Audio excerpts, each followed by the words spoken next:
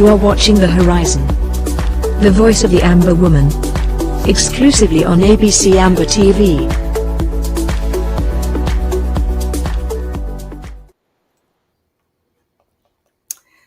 Good evening, good morning, good afternoon. Welcome to The Horizon, the voice of the Amber Woman. This is Dr. Patience Abiedu, your host for today's program. I always begin the show by appreciating our ASA, Ambazonia State Army, for their consistently defending our home territory, defending our people. I also want to salute our friends, family members who are residing in neighboring La République du Cameroun and other parts of the world, that we appreciate you tuning in to listen to and to watch The Horizon, the voice of the Amazonian woman. I want to say that we are grateful to be here. We are thankful to ABC Amba TV for being a source of news to our war-stricken people, keeping them abreast of daily news, keeping them abreast of what they should avoid. And today we have a show that we are building on from what the Secretary of State of Communication has been doing. You must have seen or listened to audios from Dr. Martin Mungwa in the past few weeks, titled, I believe it's Truth in Resistance and Clarity in Crisis, pardon me. So those audios are very poignant to our quest for complete independence, for complete recognition by the international community. And with me today is our permanent guest, Dr. Fred Lobati, who is going to shed more light to those powerful messages. Dr. Fred, welcome to The Horizon, the voice of the Amazonian woman. Thank you for being here. Yeah, thank you, Mark. Very happy to spend some more time with our people to explore, in principle, the foolishness of what La République is trying to portray as elections, or whatever they're calling campaigns. So we'll explore all that and display or reveal to our people the folly that they are manifesting. Yes, and the reason we're doing this because knowledge is powerful. Education is powerful. We don't want someone to sit back and say, "Oh, had I known X, I would have done Y." So you keep yourself informed and know your rights and stand your ground, and knowing that in the final analysis, your saying matters. You can make it matter. With that said, I'm going to usher the first audio. We'll listen to it, and then we'll take some few minutes to deliberate on it. And the reason we are doing that is because there's more information captured in these messages than the audios you listen to from Dr. Martin Mungwa. There's a bigger story to tell. And we think that on The Horizon, the voice of the Amber Woman, we can expand on these audios. So we hope the first one should be ushered right away, and we'll go from there. Thank you.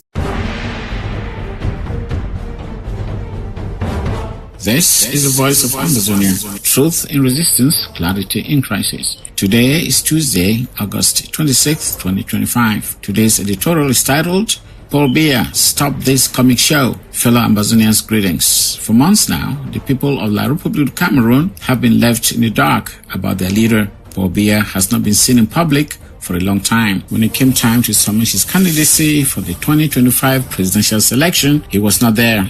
Instead, proxies filed the paperwork on his behalf. This leaves us with the million-dollar question: where is Paul Biya? Rumors continue to spread. A YouTube channel, Info du Monde, claims the 92-year-old is no more. No independent source has confirmed this. But what is striking is the silence from Yaoundé. Instead of clarity, France has sent a retired general as ambassador, a sign they are preparing for turbulence. Meanwhile, fake online newspapers are busy showing young Cameroonians pledging to vote for Paul Biya. Yet, amid all the noise, the most important voice is missing: the incumbent himself. Ambazonians should not be surprised if he suddenly reappears, looking like a man just flown in for a staged visit. Very likely, this is all part of a media stunt designed to create election buzz to pretend he is still capable of ruling for 7 more years. But let us be clear, no one is impressed. Biya's record of authoritarianism, corruption, and bloodshed speaks louder than any stage appearance. At 92, Biya has been in power since 1982, and if you count his earlier government years since 1962, he has ruled for nearly 7 decades. Whether he is alive or not, whether he shows up or not, Yaoundé has already selected him for another 7 years. Brothers and sisters, this is not Ambazonia's affair. We are not part of Cameroon's fraudulent selections and never will be. Whatever comedy unfolds in Yaoundé, Ambazonia remains free, determined, and unshaken. Let our message ring across every town and village. No selection in Ambazonia, and Ambazonia is free. Whatever trick the regime plays, Ambazonia marches forward to freedom. From the voice of Ambazonia, this has been today's editorial.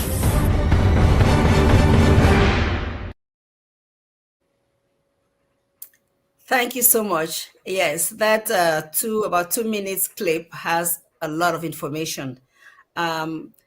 So I remember that for a long time we didn't think that his name was going to appear as someone running to be president again, and then the announcement came. I believe it was on a tweet that of course he's not the one tweeting, but somebody tweeting on his behalf that he's put his name for as a candidate for 2025 election.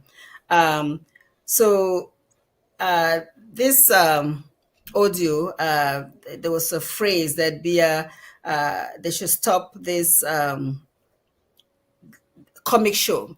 Do you see this as a comic show, first of all? Of course, it's very disgraceful. I find it very interesting how foolish the French are. This thing is all staged by the French. Remember that these French, they control all these so-called African puppets or leaders that are under their control, and they determine when change of government will take place, where they have full control, even when they die.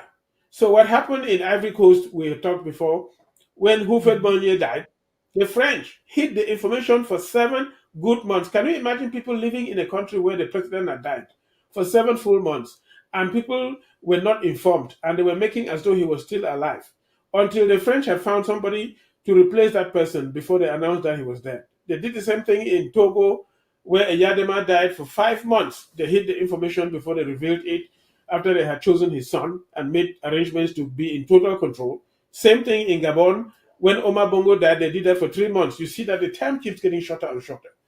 And these days, we have social media. Yeah. So in Cameroon, they are staging something similar. I find it so stupid because it's around an election, giving the impression that this person who is, for all practical purposes, incapacitated and possibly dead, is still alive and can win elections, so that they will pretend that, as usual, as they have always rigged, that he won, and then find somebody to replace him with. From what I have gathered, the idea is that after they claim that he has won, then at some point they will claim that he is incapacitated or dead, and then replace him with somebody who will just be crowned as a new president, the person that the French want. They know that that individual cannot stand and win right now.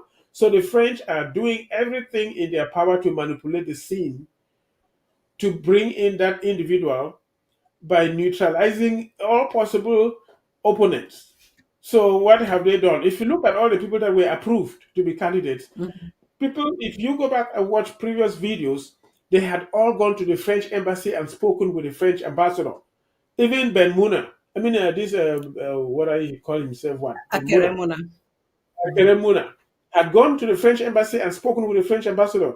This Issa Chiroma went and spoke with the French ambassador before he declared that he had withdrawn from the government and that he's going to campaign. So they went to receive instruction from the French ambassador.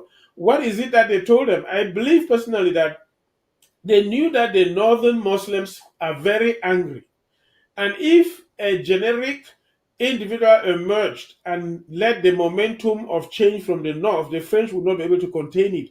So they pretended to bring these their usual jokers, Issa Chiroma and Bello Buba Maigari, who know that they Mhm. will always be co-opted back into government and given something to eat, to go and pretend that they are their leaders so that they will diffuse any possible momentum from the north. They know that Kamto is the only person who potentially can, bring a big change, and the French are afraid of Bamileke, so they disqualify him by claiming that he does not qualify because he does not have members in parliament or whatever in his political party. And then they're hanging on this person who is, for all practical purposes, dead, so that they will bring him. And the candidates are his son, Frank Biya, or this Mhm. Ngongo. His wife is dreaming to still be in control after Biya is gone, but she's wasting her time. Robert Mugabe's wife tried and didn't succeed, so she's just wasting her time. But whatever these people are doing, it only displays the foolishness of the French, because this folly is so obvious that even little children who have not gone to school are laughing over it. The Indian journalists are making fun of it. The whole world is making fun of the whole thing. The French are so stupid. If I were the French, if I were the French, and I wanted to use their foolish intelligence, they would have made an agreement with Camto and allow Mhm. Camto to win in a big way, and then Camto will still allow them to control the country. But anyway, I don't want to give them advice. Uh, they're just stupid. The French are displaying their foolishness here. It's not beer. Yeah, Beer, but forget about it. Finished. yeah, of course, it's the French because they have their ultimate goal is to still have that total control over our resources. But there's something that is amazing that despite the fact that he hasn't been seen, or the little that we saw of him shows him incapacitated, not somebody that has all his senses yet we have young Cameroonians shouting his name, saying that they were going to go and vote for him. What do you think about that? It's bribery and corruption. All of them have been given envelopes. People are hungry. They will take anything, bread and sardine. If they don't have anything to eat, they come and give them bread and sardine. They will take it and pretend that they're for beer. They've bribed even the clergy, even so-called private pastors like John Chi was the other day with a Tanganji and a host of so-called private non-denominational uh, preachers, all pledging allegiance to Biya. After the denominations in Kia, the Archbishop of Bamenda and the moderator of the Presbyterian Church and the leaders of all the major denominations had also been co-opted after they were bribed to pledge allegiance to the dead Biya. So they went also to these private churches. Basically, this is the opportunity to see who is who. Anybody who comes out and declares that he's going to vote for Biya, just know that that person is compromised. Is a bad person. You don't even need to think twice. Some people have been hiding their true identity by staying quiet, but this is the opportunity for them to show their faces and come out forward. And so now you can tell who is who. Like John Chi was pretending to be a miracle worker, but he is for Biya. When he started, he said that he sent a message to the presidency that he started. He was working for Biya. He's blessing the military when they were going and killing our people in Amazonia. So just forget about those people and their so-called miracles. I'm not undermining God's miracles, but no, you cannot be performing miracles and working with the devil at the same time. That cannot be from God. Okay, still on the same subject, Akerimuna did file a petition to have Bia's name removed or found ineligible to run What is your take on that That aspect is of this? very, very interesting because it's still in part of the game. Ben Muna is working for the French. Okay. In this, this Akere Muna is working for the French, and they know that he's supposed to be a legal man who is known internationally. So they were pretending to show that their institutions function. So they claim that he came to demonstrate that Biya, by age or whatever reason, he does not qualify to be president. And then they pretend that they're sad, and that CPDM lawyers came and defended Biya, and he also defended his case, and that they were able to prove that Biya is qualified and threw out the case. That is just a camouflage to deceive people. Benmuna is collaborating with them. Personally, I think, and some people have said, just as Ahijo deceived his father that he was going to be president after him and then tricked him out and put Biya in there, they have deceived this Akeremuna that when after the next election, when they change government, they will make an Anglophone a vice president and he will be the one. So that's why he's collaborating with them. But he's wasting their time. When Biya is gone, it will be a new phase in Cameroon. And all what they're doing there, they're just wasting their time. It will not stand. So Ben Muna is collaborating with the French and La République du Cameroun. That was just a show, a side show to entertain the public and deceive them that they have institutions that work. Okay, finally on this particular subject, it's baffling that people from La République du Cameroun are not even excited or agitated enough to walk the streets as soon as they saw Bia's name on that list of those running. I mean, they have the facts that they don't see this guy. They know how the country is messed up. Even in Yaoundé, it's dirty. The markets are horrible. The streets are horrible.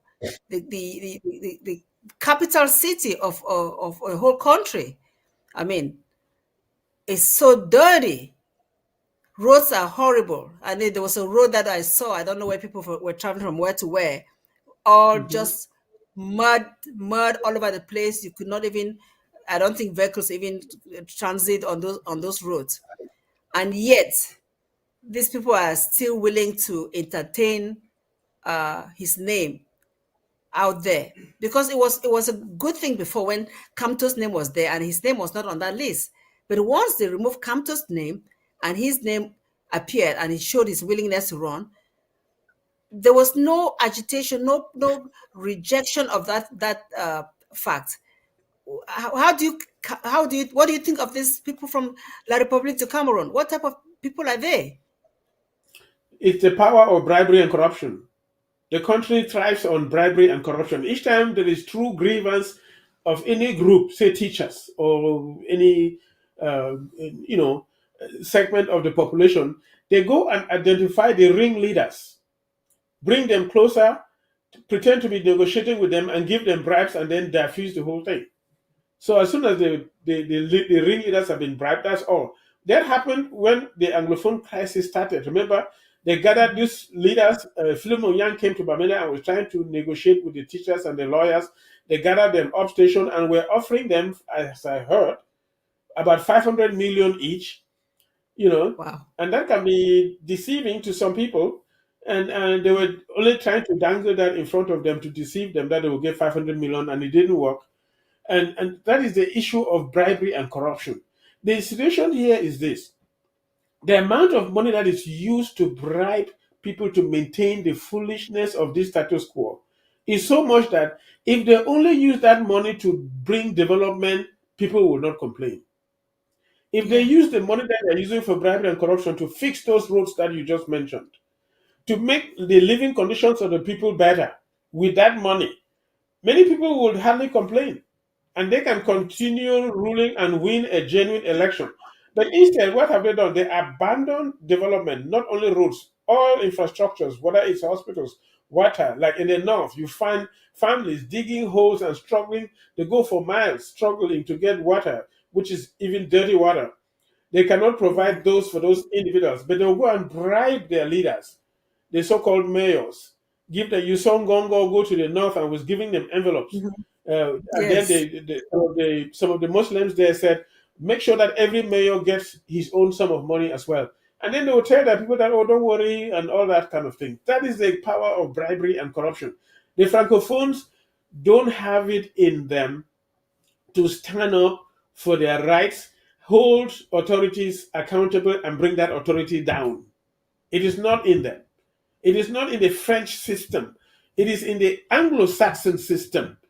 You see it here in the United States. Every government, whether it's Republican or Democrat, you find the people who are not happy out on the streets, even within a year or two that the government was sworn in. They will be out on the streets expressing their grievances, and they allow them to vent, to speak out and say their thoughts. The police will even go supervise those gatherings to make sure that nobody gets hurt, but that the people have expressed their views. Those guys don't have it in them. So they will identify some individuals and go torture them and kill them or bribe them. And that is what is going on there. That's why the Francophones cannot do anything. And finally, what would be your final message to our people that are living in both La République du Cameroun and those who are living in Ambazonia when this selection period comes in October? Because it's around the corner. It's around the corner, and they really need to know exactly at this moment what is expected of them. I'm not really worried about the so-called elections because La République has never, ever in its history since the 50s had any true, free, and fair elections where they were truly counted and honestly declared, and the person who won was declared as a winner. The French have always manipulated things. So during the 50s, when you had Biya there, that was working with the French, while they were killing the UPC, and the French were not very satisfied with the way Biya was working, they went and took Ahidjo, maneuvered elections, and pretended Ahidjo had won, and put Ahidjo there. And they manipulated and always kept Ahidjo there until the time that they no longer wanted Ahidjo. Then they brought Biya in unelected as a constitutional person who can take over, just brought him in and then continued to rig elections till today. So they have never truly experienced any election. While on the other hand, for people of the former British Southern Cameroon, when we left Enugu in 1954 and went to Boya, we had authentic elections. And in the first election, Endele won by 1. That means the prime minister emerges from the parliamentary group that has a majority in the House. So Endele's group won, and they had only a 1% majority. And the reason was because it was only males who voted in that election. And Endele won by 1 and became the prime minister. Just about a year after that, they had another election. And this time, women participated massively in the elections. I don't want to go into the details how it happened, but eventually, Foncha won in this election, and he had a majority of almost 4 parliamentarians, and that's how Foncha emerged as the parliamentary leader of that group, becoming the prime minister. And then, of course, then they tricked us, and we voted again in the plebiscite, where people registered, they counted, and declared results on the field. So what I'm saying is that our people have experienced true, faithful elections where votes are cast and counted. Whether it's only males or eventually men and women, we know what that is. La République has never, ever experienced that. They have always manipulated either the registration of people for elections, and even during election time, they bribe individuals. Like they will bring Muslims to vote multiple times in different stations and then prevent others from voting, like write your name here, but the day of election, your name does not figure out, so they don't allow you to vote if they think you would not vote for them. And even after that, the results are altered. So what they say is that election is not casting a vote. The person who pronounces the final result, that is where it counts, because they can change the numbers. The person who counts also matters because they can change the numbers that are counted. But the person who pronounces the result will not necessarily pronounce the true result. He will pronounce false results. That's why the Republic has changed and put it in such a way that only the so-called Constitutional Council, that very Atangana, that is declaring people incompetent to run, and Biya, he is the one to announce what is called the result. So don't worry about it. The rigging machinery is clear. You're wasting your time going to vote. Don't even go there. You're wasting your time. Stay at home. So that is really just an exercise to appease the international community that they've gone through a process called voting. And I think I heard from one of these audios that Dr. Munga sent out about a lady whose picture was found on a voting information. Her picture was there, but the name is different. So you have people that they have their pictures all over the place, but they have different names going to run for vote for president that they've already selected as President Biya, of course. Yes, and our people, again, I think the government is telling La République du Cameroun that they don't have any business running any elections in our territory. You want to talk about that a little bit? Not only do they not have any business running any elections in Amazonia, first of all, we are a different country. We had declared our independence on October 1, 2017, when Ayuk Tabe, who is now in Kondengi, declared our independence. Mm-hmm. So we are a free and independent nation, and they are illegally in our territory, killing our people. So they have no place running any so-called election in our country. And besides that, it's evident to our people that it's false. They come to our place, refuse to register people that they know will not vote for them. They go to other areas like in the eastern region where they had people from Central African Republic who took refuge there, and get non-Cameroonians vote multiple times, like you're talking about this individual who got a card with somebody else's name. So those elections are unreliable. Just the fact that the elections are unreliable is enough reason not to even participate. But no, the former British surrounding Cameroon, Amazonia, is a totally different country from La République du Cameroun. In spite of that, the fact that La République keeps their thugs and their so-called administrators in our land, and they will vanish and disappear out of our land like butter in the sun at noonday. These administrators, those military people that you see, they will vanish from that land as you put butter at noonday on a piece of stone and see it melt.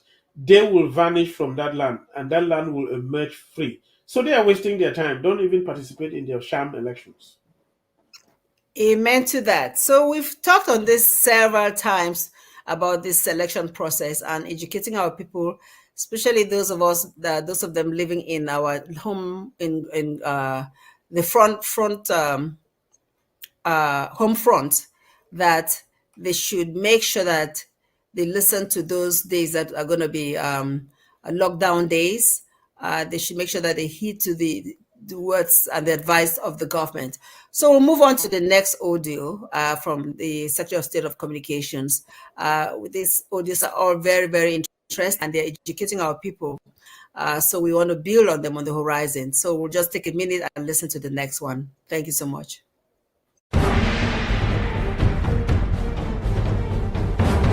This is the voice of Amazonia. Truth in resistance, clarity in crisis. Today is Tuesday, August 26, 2025. Our editorial is titled, Lessons from Betrayal, Why Amazonia Must Choose Builders. Fellow Amazonians, greetings. It is often said that Rome was not built in a day. A nation is more than its government and its physical structures. It is also the psychological strength, the moral fiber, and the courage of its people. On October 1st, 2017, the restoration of Amazonia was declared. A people, a territory, a government, and above all, a dream was restored. Those who truly had Amazonia at heart knew this was only the beginning of building, strengthening, and consolidating every pillar of our statehood. But the behavior of some who call themselves leaders and activists forces us to pause and ask, what type of Amazonia were they really fighting for? An Ambazonia that builds or an Ambazonia that destroys? Names cannot be avoided because accountability is part of history. Figures like Akuro, Akwanka, Ayuk, Bo Herbert, Fontem, Ayaba, Yerema, Milan, Professor Anyangwe, Henriette, Dr. Liz, Scarf, Tumasan, Gertrude Kisap, Sama Thomas, Dr. Tita, Christopher Fubene, Anu, Reverend Asong, Dr. Bongwa, and others were invited at different moments to Skakuf, to the Governing Council, to the Southern Cameroon's government, to Team Act, to the Swiss talks, and to county drafts. But instead of uniting and building, too many chose to fight against these platforms. Lies were told, people were distracted, deceived, and demoralized. In some cases, kidnappings and killings brought more sorrow to our people. Hopes that should have been strengthened were instead shattered. Were these actions truly for Ambazonia or against it? The most recent examples is the misinformation spread by Irene Wa and propagated by Amos Tumenta, Emmanuel Tita, and Peter Kube, claiming that Dr. Sako secretly signed a federation document. Yet, to this day, there is no proof of place, no copy of such document, nothing but allegations born of despair, designed to cover their own incompetence. Such tactics do not build a nation. They only sowed confusion and mistrust. The culmination was a gathering in Canada where crumbs from the enemy's table were collected, and after which many disappeared from the struggle. This makes it hard to dismiss the suspicion that some were infiltrators, conscious or unconscious, on a destructive mission. Today, President Sako and those Ambazonians who still stand must redouble their efforts. For if we are honest, the next generation does not yet appear ready to carry the burden. Worse still, those who once claimed to lead have been bought over, forming coalitions of irrelevance. The remnants of coup plotters contribute nothing but distraction. Ambazonia deserves leaders and activists who build, not those who destroy. History will judge between those who fought with sincerity and those who played into the hands of the enemy. The future of our nation depends on learning this lesson. This has been today's editorial on The Voice of Ambazonia, Truth in Resistance, Clarity in Crisis.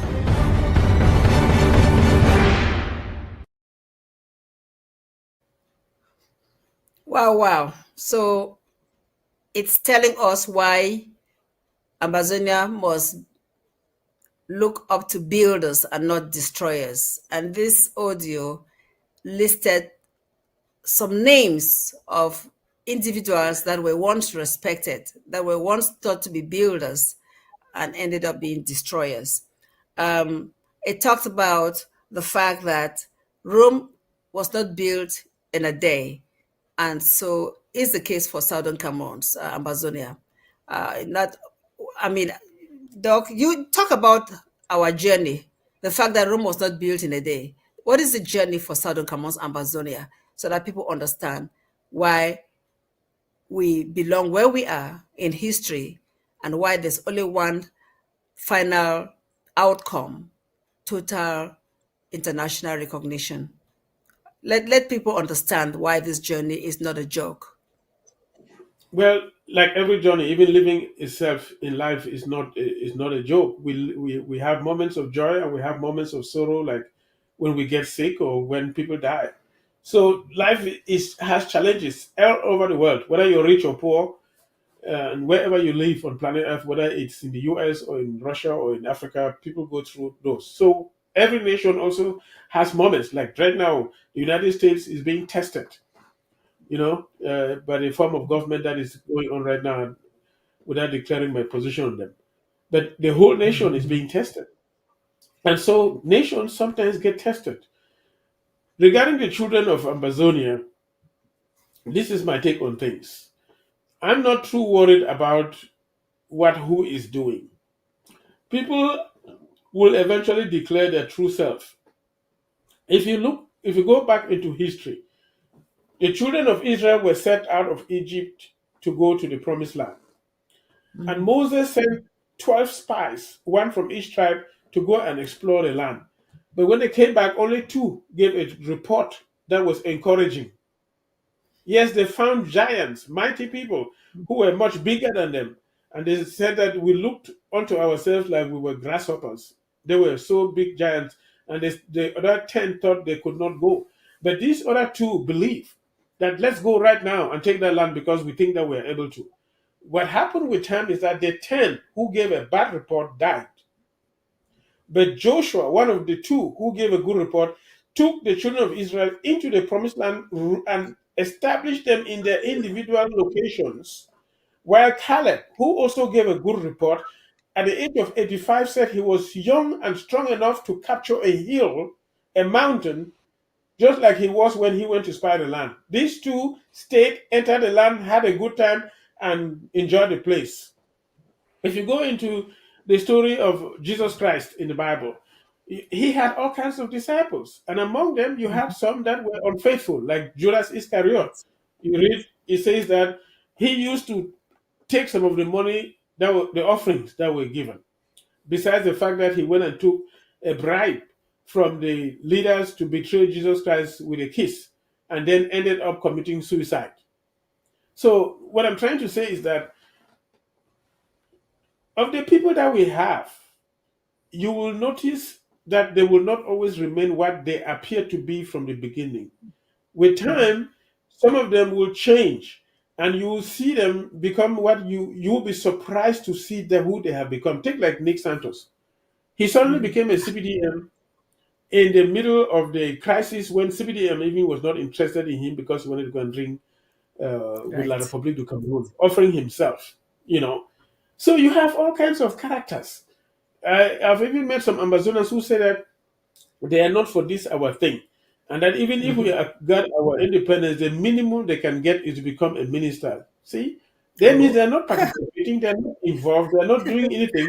But even if we got our independence, they come in with an impure motive, with a desire to become a leader. We are not doing this or talking here because we have any desire to be any leaders. No, the leader of Amazonia is God who created the land. He is a watchman over the nation, what we sing in our national anthem. He is the leader. Right. He is the one who chooses the genuine leaders. And he knows the hearts of the people. He will always bring out good individuals that will lead the children of Amazonia. It doesn't have to be us. It can be somebody else. We are not greedy enough to think that we will be the one. But so what I'm saying is that these eight people are just telling us who they are. As usual, La Republique has been coming and trying to bribe them, talking to, like that, like the snake spoke to Eve in the garden. So La Republique sends spies, people that are like your classmates. That's what Cometa said. Mm-hmm. That Cometa. Chinje lady who is a rector. That Chinje lady was talking to Cometa that he should come and work with them. Mm-hmm. All that kind of thing. Eventually, they succeeded to get him. So they will send Amazonians that are working with La Republique, that are your classmates, to talk to you. They will send other people that have what appears to be high-ranking positions, like the so-called prime minister, and they will come and offer you money. And if they cannot get you, they can kill you or manufacture scenes like they did with Chris Anu's group. Get him and his parents and relocated them to Ghana and pretend that the field marshal died, and kill Mm-hmm. somebody else and display and do that kind of thing. So La Republic will do all kinds of funny tricks to compromise the cause, but even then, they will not succeed. The revolution will continue. There will be moments when people think that nothing is happening, when something is happening, and at the end of the day, it's still going to emerge to be what I've talked about multiple times. After Biya is gone, they are finished, and we will emerge. When Biya is finally declared by the French as being dead and gone, people Mm-hmm. know that Biya Yeah. is gone like a Hebrew is gone. When Biya is gone, we emerge and become who we are. And God Himself will choose the leaders, will bring out the leaders, good people, who will walk like Traore is walking in Ouagadougou, in Burkina Faso, and develop Mm-hmm. the land. It doesn't have to be us. It can be anybody, Yeah. but God will do it because He is the creator of the universe. He's the one that we sing of in our national anthem. He is a watchman over the nation, and it is His land. They are His people. And he is the one who chooses leaders. It doesn't matter who imposes themselves, try to make themselves appear important, they will not succeed. That's my take on it. So don't be let people show who they are. It's better for them to show it now than to pretend and then show themselves in Boya. Yeah, that's a very important point. The names that were listed in this audio, I probably have to remember some of them that were there at different times. They were the prominent ones from the very beginning, like Akwanga, Chu Ayaba, and Bo Herbert, and John Bak Akoro. Those were some of the prominent ones in the beginning. But you see, over the span of 7, 8 years, uh, we've dropped them on the wayside, right? People have seen that these were truly not leaders. They were not builders. They were self-centered individuals who had their own ulterior motives. That if it's not their way, is the thing had to be destroyed. So they really didn't want Amazonia to get to that final destination, Boya. And before the 2021 coup that we experienced, we were shocked, right? For some of those people that were really, when we were really at the peak in 2020, 2021, the government, at that time, the interim government was really at its peak in terms of mobilization, fundraising, ASA that we had. At that time, we had a different nomenclature. They were doing marvelous job on the home front. At that time, it was called Ground One. So, Ground Zero. And then over the next few years, because of what you've already alluded to, the bribery machinery set in, because all these people were visited by La Republic one way or the other. And they realized that they rather enjoy the crumbs that La Republic was going to give them than to continue fighting and be builders for us to really get what we really wanted all along, Boya. And they destroyed the Swiss process. And I'm going to even add one name. I don't know they call all the names, but there's one particular name that I'm going to say that, in my opinion, also made things really bad for Southern Cameroons. Remember that when the second coup took over, when Chris Ano decided to deceive some of our people, Team Amazonia was still there at that time. The Swiss had not, Biya had not pulled away from the Swiss talk. One thing happened that Southern Cameroonians and Amazonians need to know. President Sako had already made Secretary Mungwa the Secretary of State for Communications. So Chris Ano was not supposed to be there any longer. In Team Amazonia, the one person that was in charge of Team Amazonia, representing the government, was Dr. Elad. So Dr. Elad was the key person on the side of the government. All Dr. Elad had to do was to remove Chris Ano from the fora, from all the fora that had anything to do with Team Amazonia. He did not. He had been given information from the president that this is a new person, Secretary Mungwa, and Chris Ano had been removed from the government. But Dr. Elad failed to make that switch. And because of that significant intentional act, I think he did it intentionally. You know what the fallout? Chris Ano then had the audacity to tell Team Amazonia that Dr. Sako had been sacked, because now they see all these letters from Cometa that President Sako had been sacked, that he is now in charge of the interim government. And that's how they decided to start thumbing their fingers on the president. And I will never forget this. And from that day, I said, this is a destroyer, not a builder, because he was not with the government. That's one example that I want to put out there.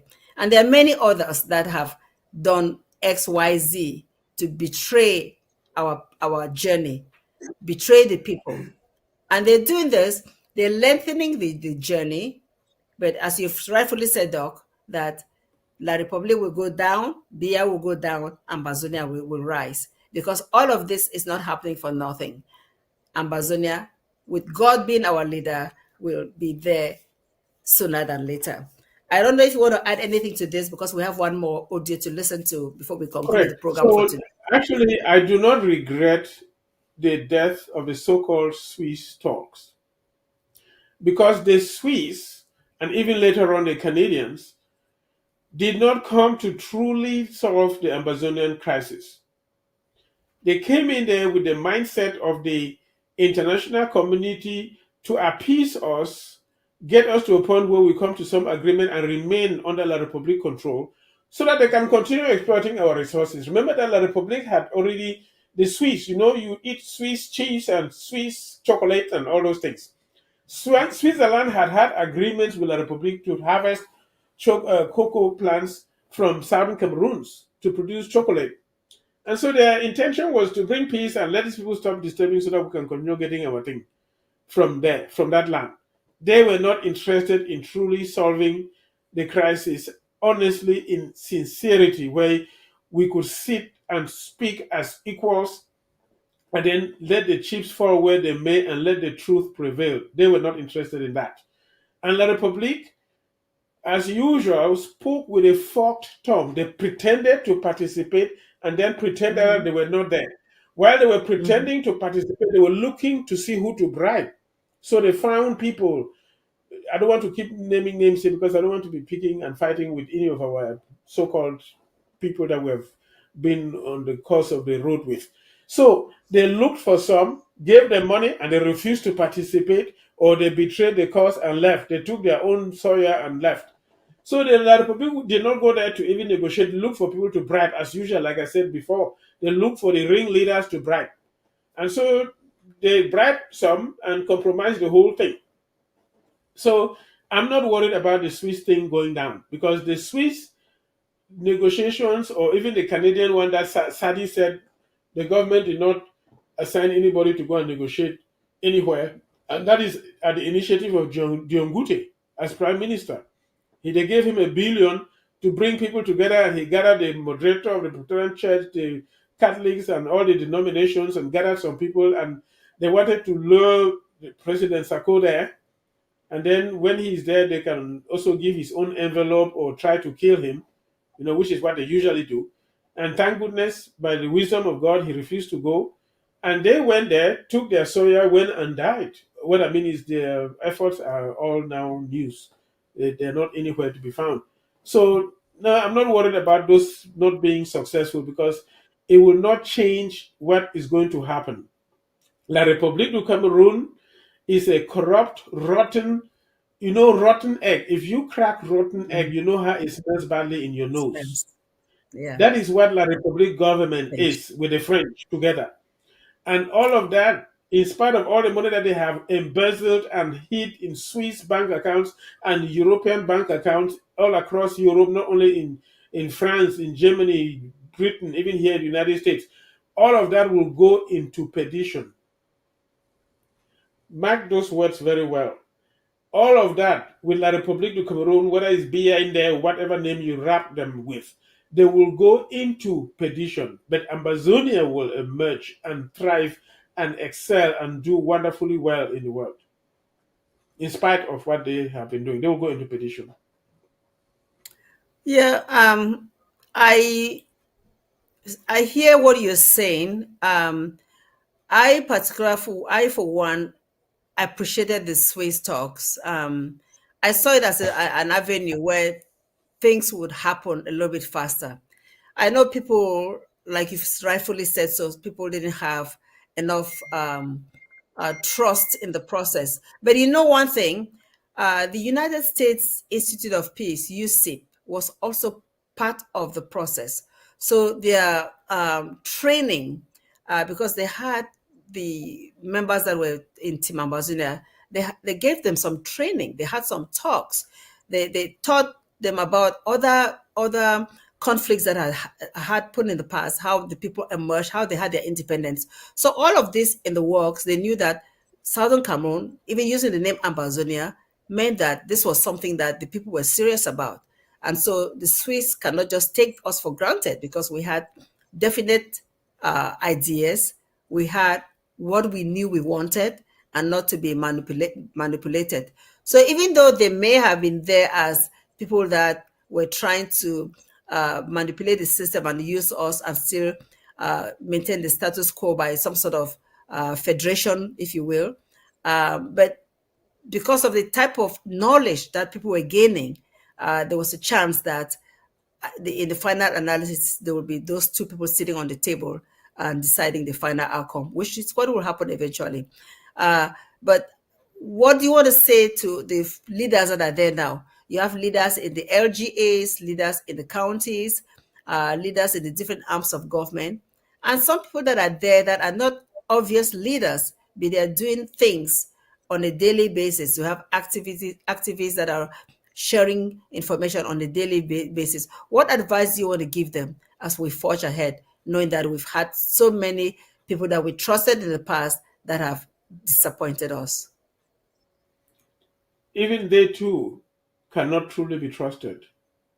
You know, Ronald Reagan said, trust but verify.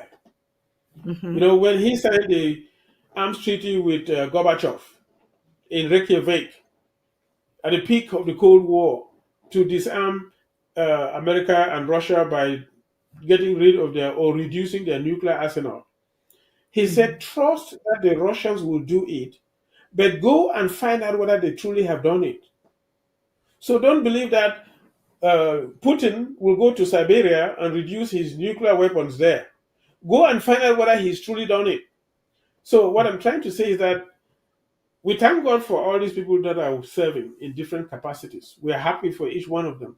But find out whether they are doing it genuinely, because they can turn out tomorrow to be different from what we thought they are today. Right. You know, people that you look up to, you may be surprised to find out that you shake your head and wonder what happened to them. Like we shook our heads and wondered what happened to the others. When Banqui openly said that he bought Chris Anu, did people believe that Chris Anu was bought when he was speaking on television and pretending to be speaking for Ambazonia when he was negotiating behind the scenes with Banqui, the murderer from La République du Cameroun? And Banqui spoke in an audio that he did that. So don't trust people just by what you see on the outside. They will show who they are. And they say that you should, you know, two guavas look the same, the trees look the same. The true taste of the pudding is in the eating of it. So when you taste the guava, you will know whether this one is the sweet one or this one is the sour guava. It is by the eating of the fruit that you know whether it's a sweet fruit or it's a bad fruit. So by their fruits, you shall know them. And so don't trust them just because they dressed up nice and make him and they were leaders. We thank God for everybody doing whatever they're doing. But anyway, what I'm trying to say is that what is going to happen is still going to happen. Anybody who does not belong in any position, God will remove them. Because he's the one who created this land and these people, and he owns them. We sing it in our national anthem. And he will determine who the leaders will be. It does not matter. Even those chiefs that are Yaoundé singing and dancing with Biya there and pretending that they are in authority, they will be swept out. They will be swept out. It's just a matter of time. The population more and more is no longer respecting them like happened 200 years ago or 100 years ago. So tell me what will happen in 100 years from now or 200 years from now. They will be irrelevant. They will be gone. So the change is going to come, and good leaders will emerge. The good ones will survive, and the bad ones will expose themselves, will be revealed. Just like when you go and harvest a red-looking, nice guava, and you taste it and it's very sour, what do? You throw it away. You throw it under the tree and let the insect. Right. Yeah. Right. So that's how they will be thrown away too. Amen to that. And then there are some of the leaders that are just tired. I'm amazed, and I'm amazed at the president. By the way, uh, yesterday, Thursday, I think he had his book launch. His book that will be very important for diplomacy, and also celebrated his birthday. And it amazes me that this guy has been sitting at the helm of this our journey since 2018. I mean, he related to the fact that he was minding his own business after Sissoku Ayuk and the rest of the leaders were picked up and literally disappeared. Nobody knew where they were, and they were even presumed dead. And they came to him and I said that, well, we're going to ask you to take over, and we'll move you to a somewhat more protected place where you can reside, and then you'll then be the next leader. I mean, can you think about it? Just that responsibility, and knowing that the people that your predecessor had been picked up or is dead and all the like, and they may come for you. And this is what, 7, 8 years down the road, and he's still there, and he's gone through so much ups and downs, so much betrayal, so much abuses, um, you know, and he has his own family to take care of. Yet people don't appreciate this, because if you really think about it, La Republic's goal was to cut the head of the snake. When Sissoko and the rest were abducted, their belief that was that we've cut the head of the snake would perish. But unfortunately for them, we grew another head, right? We grew another head, and this head has sustained, has withstood the test of time for so many years now. Just to bring this up, because we're talking about leaders that have betrayed us, and they're not builders, they're destroyers. So if you are there, you're tired, you don't have to destroy to go rest. You can easily say, I want to take a break for XY reasons, and then come back when you're able to, rather than cause problems to destroy what a lot of lives have been lost. Remember, we've lost more than 60 to 70,000 of our family members and friends. And so this cannot be in vain. So your final comment on this, Doc, before we go to the next topic. So many things that I can say there. Remember that when Herod was killing the children who were younger than 2 years old, he thought he wanted to kill Jesus Christ. And that if he killed him, then that would be all about it. But God protected him and took him to Egypt. Right. Kept him there in Egypt until Herod was gone. Then God brought him back. Just the same as when they were trying to kill Jesus, they thought that when he dies and takes his last breath, that's all about it. They didn't know that he was going to resurrect on the third day. Mm-hmm. So what I'm bringing out here is that the people who are doing these wicked, cruel, bad things, they have a mind of their own. They don't know that circumstances are guided by God, the God who is above them, who created all, who owns all, and he's the one who leads and chooses. In the case of the President Sako, this is my personal take on things.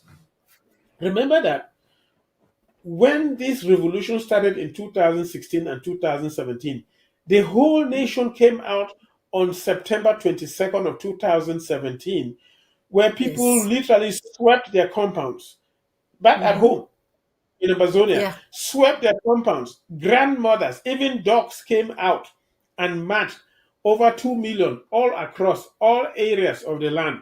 That is when the whole momentum of the people were involved.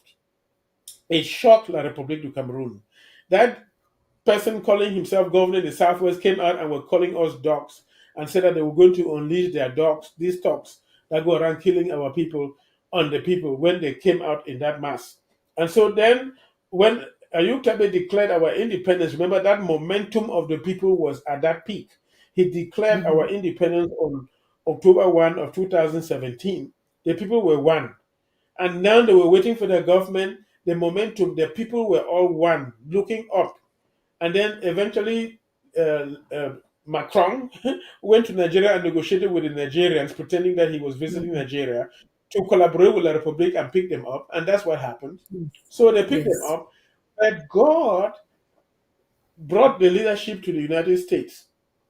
You had the three persons that were trying to steer the thing initially, but you cannot have three car drivers at the same time. The car will have an Right. accident. God Right. brought forth the president, and as the breath of the whole nation was held, and they were looking up, the president was sworn into office, laying his hand on the Bible.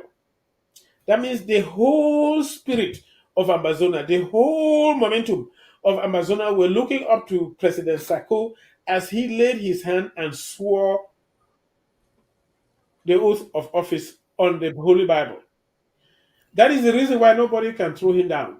Many people have Right. gotten up and struggled and tried to say that they don't think he's anything because maybe he doesn't have money or he doesn't have this, whatever they consider to be important, whatever it is. And then they want to try and they failed. You can keep naming them, whoever they are, whether it's Fontaine de Bakem and tried his own. They even went to Bobga Harmony, who used to be a lawyer in La République du Cameroun, but from Bali. They even tried to go to Philadelphia to mimic the fact that the Declaration of Independence in the United States was signed in around Philadelphia. So they went there and mimicked a thing. It didn't work. They claimed that Sako was sacked. Sometimes they even said that we keep sacking him, but he's never coming down. So why do we keep sacking him, but he's never coming down? No, he cannot come down because the spirit of Amazonia, the entire nation was one when he was sworn in. And that spirit of oneness is what keeps him in that office. And nobody can bring him down until the day that God replaces him. And God will replace him with another competent person, more competent person. God alone knows who those people are, and He will do it at the right time. Absolutely. And so it At the doesn't right matter time. who tries. They can keep trying. Then it's like you kick a stone with your foot. It's your toes that is going to get hurt. You will break your bone. You cannot break the Yeah. stone. So let us stop troubling him. The day that God does not want him in there, God will remove him. So you see that they all go Exactly. and then they all go and vanish. Anybody Yeah. around him who does the same thing will also go and vanish. That's how I look at it. It's my personal opinion. That's exactly what is happening. Thank you so much, Doc. Then we're going to go to the final audio on this truth in resistance and clarity in conflict that the Secretary of Communications puts out. And I think that this final one is going to be more of, on an international level. If you can listen to that now.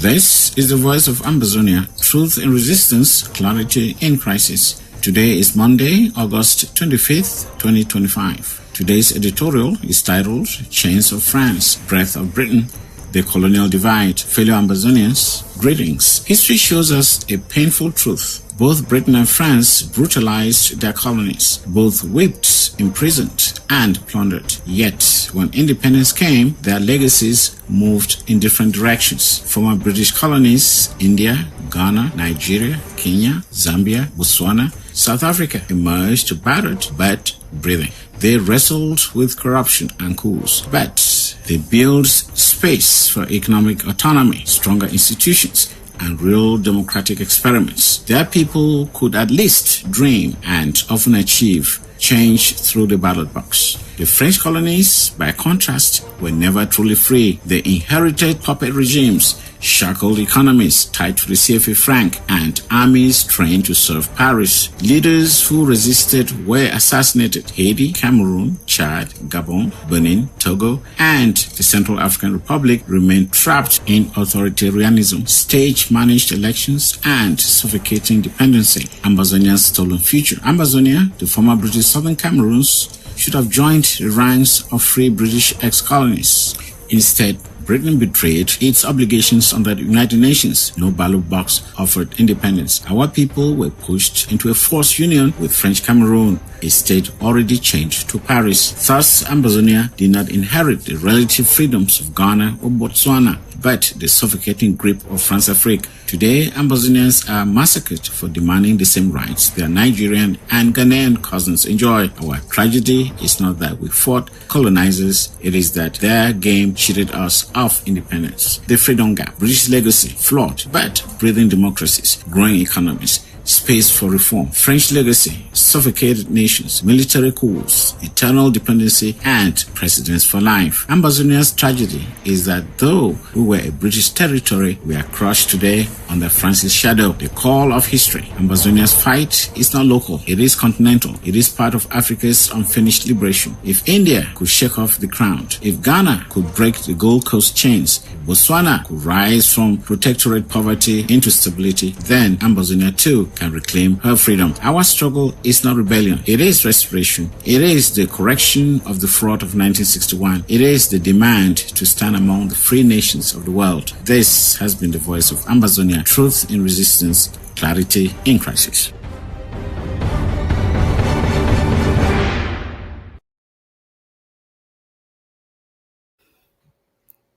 Yeah, this is a good place to end the program today with this section of these audios talking about the chains of France. I want you to just give some highlights of this, knowing our history, knowing that most of the colonies of Britain really achieved their full independence, except us, and that France, even though France granted independence, even though France granted independence to La République, to Cameroon, it was really never a real independence. We've talked about this a lot, about the Accord agreement that they had in 1959.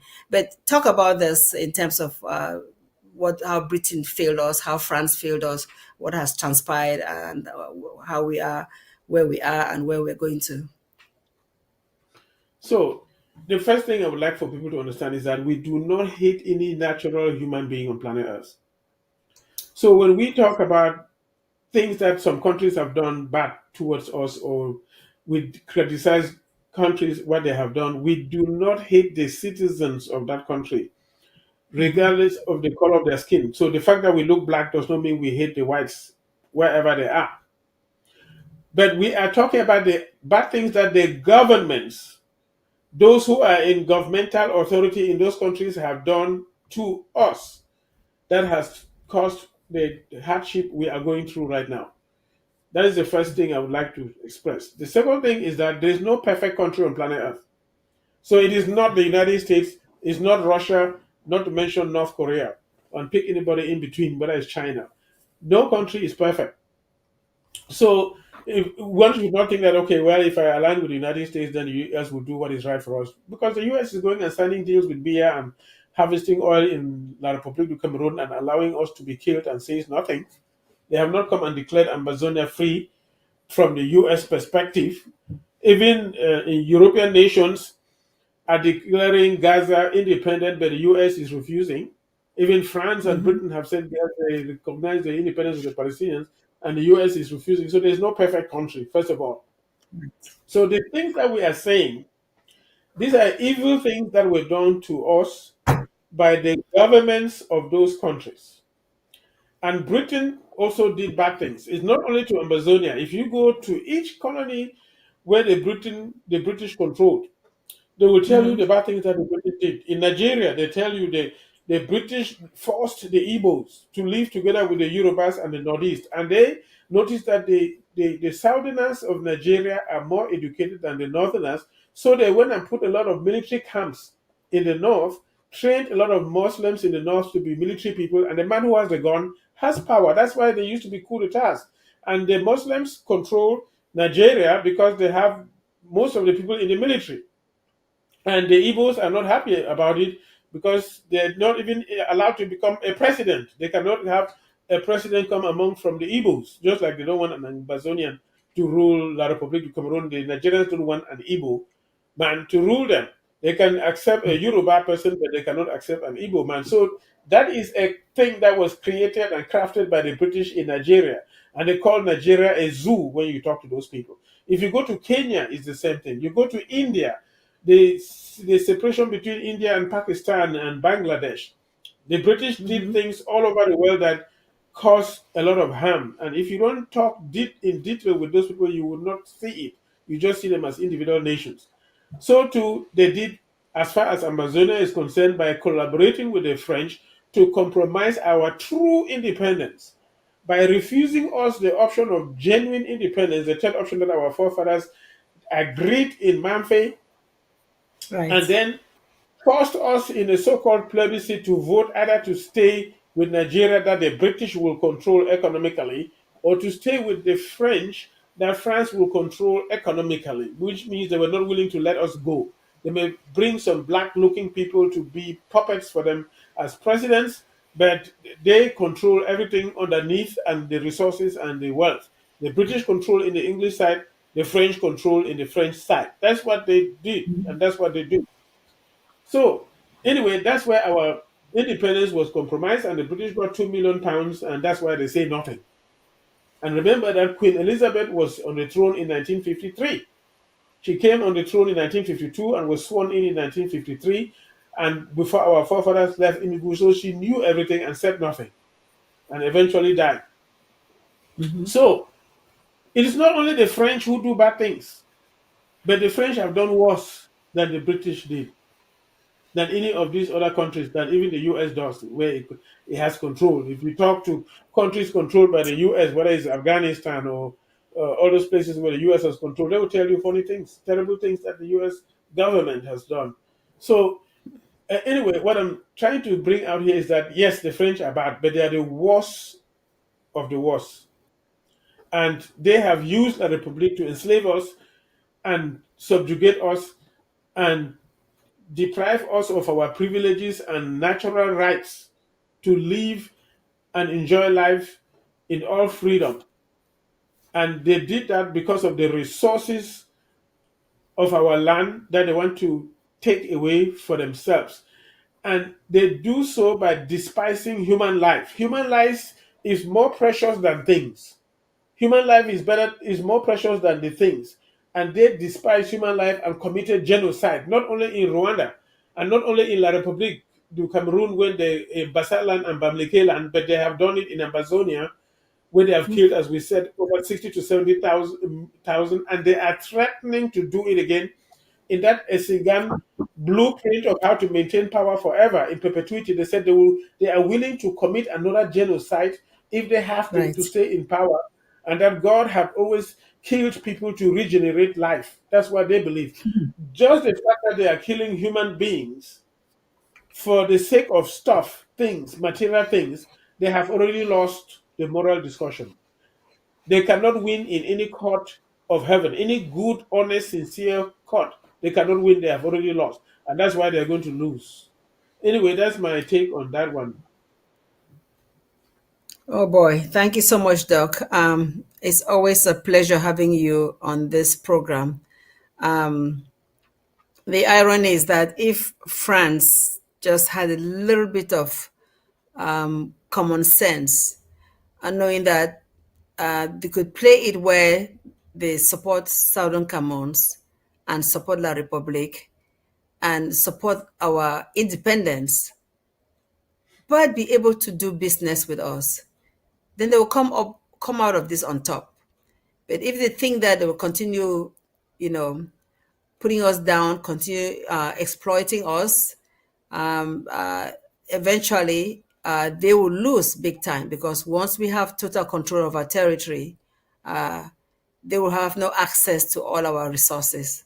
You know, they think that because they have that agreement with La République du Cameroun, they'll continue to infringe in our territory and take what belongs to us. So we are ending the program. I just wanted to give you a final closing remarks as we conclude August. September is coming, and then in September we have September 22nd, which is the day that people came out, all over the territory of Amazonia, Southern Cameroons, and protested the occupation of our territory by La République du Cameroun. And then a few days later on, October 1st, our independence was restored. So just give people a reminder, give them something to take hold of, to be confident that what happened so many years ago was not a mistake and is bound to lead to complete restoration, complete recognition by the international community. Actually, the international community only comes to bless what has already emerged. Yeah. See, when South Sudan fought for years, John Garang was fighting against Sudan. They were fighting and killing people, nobody cared. The only persons who went there was the Billy Graham Foundation, going there with shoeboxes and things to feed those people. And when they were almost separating themselves from South Sudan, then US ran in there and said we recognize them so that they can start enjoying their resources too. So if you're waiting on the international community, they will not come and set you free. When they realize that you have thrown away your enemy and you're almost free, to run and come and recognize you so that they can also start enjoying your things or make agreement to also come back and enjoy your things. So forget about the international community. This is the way I see it. Yeah. The world goes in phases. There were different phases in life. For centuries, thousands of years, you've had different kingdoms that have happened. All these things that we are talking about, where the Europeans have come to Africa and enslaving us and doing all what they're doing, have only occurred just about 500 years, only about 500 years. But we've lived thousands of years. You can go back to the time of Egypt and to the time of the Assyrians and the time of the Babylonians and time of Alexander the Great, the Greeks and all the others. And these Europeans came to us, initially for commerce, and then carried away our people as slaves, and then, of course, colonized us and are taking our resources. Just less than 500 years. The future is much longer than the past. And you notice that they are losing control of us. And when we say that they are losing control of us, we are talking, if you go to these same countries, you realize that they are more and more being taken control by foreigners. If you go to Britain, the Britain we are talking about, of 50 towns, major cities in Britain, their mayors are Muslims. Those are not ethnic British. More than 50% of the homes in London, the capital, are owned by Indians, just Indians. We have not talked about others. So Britain is losing it. Britain is vanishing. The ethnic British who colonized and did those things that we are talking about, they are vanishing. The only thing that they will be left with will be the relic of the monarchy. And then, others will be there. Same thing if you go to Western Europe. When you arrive, you will see a lot of Muslims. I'm not saying I have anything against them. I'm just telling you, these are not ethnic Europeans. You find them in Yeah. France. African people have migrated there and even are sleeping on the streets and doing street market like they do in Africa, in Paris, and all over Europe. So Europe is being overtaken. And the situation is the demographic. The demographic change that is occurring is not in their favor. The birth rate among the Caucasian, and I'm not saying this with some kind of pride and joy in my heart, the birth rate among them is very low. And the fastest, highest birth rate is in sub Saharan Africa. So, recently, before 2022, China was the most populated nation on planet Earth.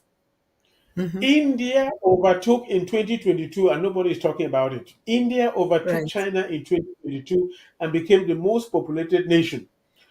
The next century, which is we are in 2025, by 2100, which is in 75 years, Africa takes over. Sub-Saharan Africa will take over the population of the earth and will constitute 45%, which is almost half of the population of the earth, will be from Sub-Saharan Africa. That is what frightens the Caucasians the most. And so they are Right. doing everything to contain that birth rate by trying to sweep talk us into birth control measures, bring vaccines that have been poisoned with antigens to render women infertile, and all those things just to contain the rate of birth because their population is decreasing while the population of Africa will be increasing. So if you get to a position where the population of the sub-Saharan Africa, dark-skinned, flat-nosed like myself, constitutes almost 50% of the earth, they will not be remaining in their homeland. They will be all over the world. Right. That is the situation. The next economic frontier, not to take it too long, is going to be in the coastline of the Guinea, which starts from Mauritania all across, going to South Africa, the Atlantic coastline.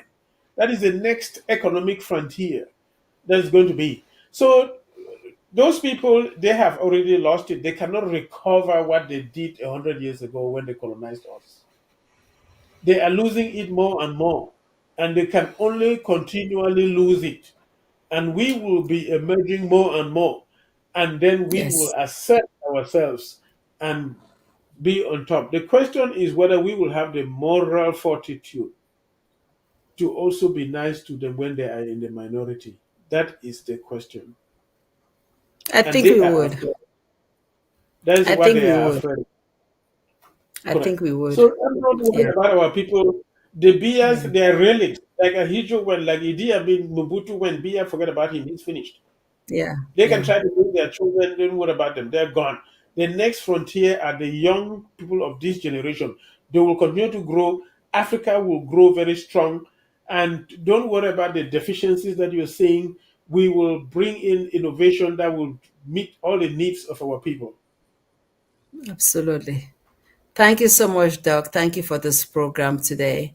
And even just what you just said just reminded me about even the history of the United States of America, compared to Southern Cameroons. United States of America is just what, how many years old? About what, 400, 250. 400. Uh, They will be celebrating this coming 20 to 26. America will be celebrating 250 years of their history when they there were you go. declared independent. There you go. And we are just in our, what we're complaining since 1960, 61. So 60 years. So we believe that before we are 100 years old in our own history, we will have our land where we'll be flourishing as Southern Cameroon's Amazonia. So history teaches us, we learn as we go along, and we learn that uh, change is constant. There's always change going on, and change for the best for Southern Cameroon's Amazonia. Thank you for being on the horizon, the voice of the Amber Woman. Quick announcement. I think tomorrow is draft for the Mezam County. Mezam has been facing some challenges, but just come do your best to come support Mezam if you can. And that is all we ask of you. And again, the president launched his book yesterday. And look out for the book. And it's supposed to be a book that if reaches all the different diplomatic corridors, will do good for Amazonia, Southern Cameroons. So let's support that book initiative. So this is a conclusion of our program. This is the end of August. We thank you for always being on the horizon, the voice of the Amber Woman. I just want to say that every now and then I may not be able to have the program because of work. My job has changed, so there'll be some Fridays that we'll probably have a pause on the horizon, but we'll do our best to be on at least twice a month. With that said, thank you for being on the program today, and see you next time. Bye for now.